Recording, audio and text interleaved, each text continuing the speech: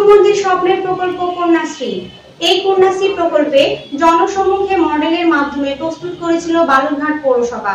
সেই কন্যাশ্রী মডেলের হাত কেটে নেওয়ায় অভিযোগ দুষ্কৃতীদের বিরুদ্ধে।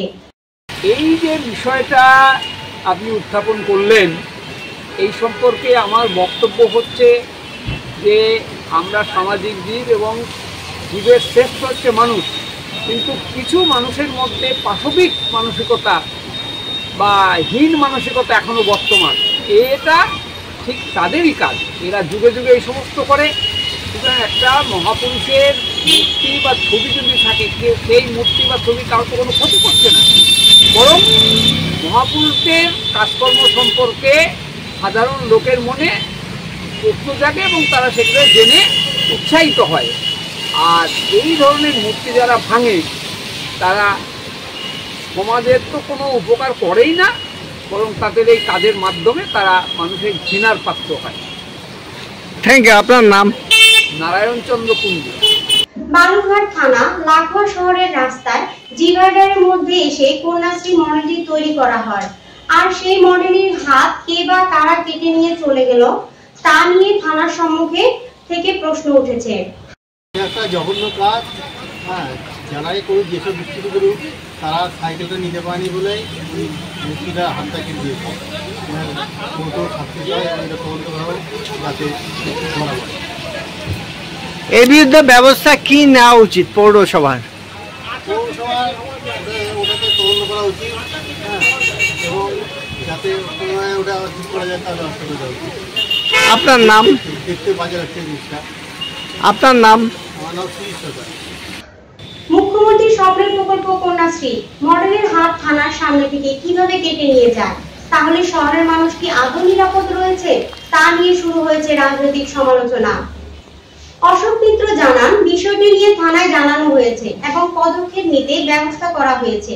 বিরোধীদের বক্তব্য তো সবসময় মিউনিসিপ্যালিটির ব্যর্থতা, মিউনিসিপ্যালিটির ষড়যন্ত্র, মিউনিসিপ্যালিটির কুৎসা, অপপ্রচার, এগুলোই করা। বিরোধীদের কাজ বিরোধিতা করবে। দেখুন, এই বিষয়টা গতকালকে আমি জানতে পেরেছি।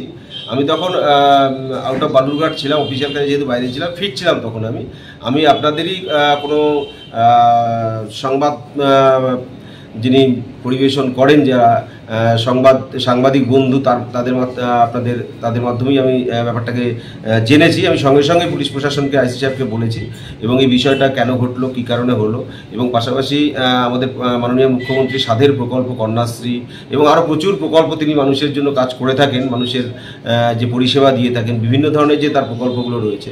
এবার এই কন্যাশ্রী প্রকল্পের যে একটা সেখানে মূর্তি ছিল, তো সে কী কারণে এটা ঘটলো, প্রশাসনিক পর্যায়ে তার সমস্ত তদন্ত করার জন্য আমি আইসি সাহেবকে বলেছি এবং সেই ক্ষেত্রে দাঁড়িয়ে যা যা প্রয়োজনীয় পদক্ষেপ গ্রহণ করা সেটা আমি করব। এবং এই বিষয়টাকে নিয়ে আমি অলরেডি এই কনসার্ন দপ্তরের যিনি এমসিআইসি রয়েছেন তাকেও আমি ইনস্ট্রাকশন দিয়েছি এবং পাশাপাশি পুলিশ প্রশাসনকেও বলেছি। বিজেপির সম্পাদক বাপি সরকার জানান, এই বিষয়ে নতুন কিছু না, তৃণমূলের রাজত্বে এইসব হয়েই থাকে। পুরোপুরি প্রশাসনের ব্যর্থতা, প্রশাসনের থানার নাকের ডগায় যদি এই ধরনের ঘটনা ঘটে, এটা দুর্ভাগ্যজনক ঘটনা। এর দায় পুরোপুরি প্রশাসনের ব্যর্থতার জন্য। এর থেকে স্পষ্ট প্রমাণ হয়ে যায় যে থানার মাত্র 50 মিটার দূরত্বের মধ্যে যদি এই ধরনের ঘটনা ঘটে, তাহলে মানুষ কতটা নিরাপদে আছে, এখানকার কতটা সুরক্ষিত আছে, এ থেকে স্পষ্ট প্রমাণ হয়ে যায়। এবং যে সমস্ত দুষ্কৃতি করেছে আমি মনে করি ঠিক করেনি।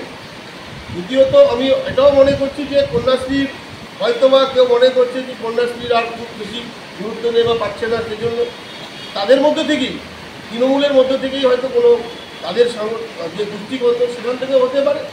তো যেই করুক ঠিক করেনি, আর এটাকে প্রশাসনকে খুঁজে বের করতে হবে, আর প্রশাসনের দায় এটা। এই বিষয়ে আমাদের কিছু তেমন কিছু বলার নেই।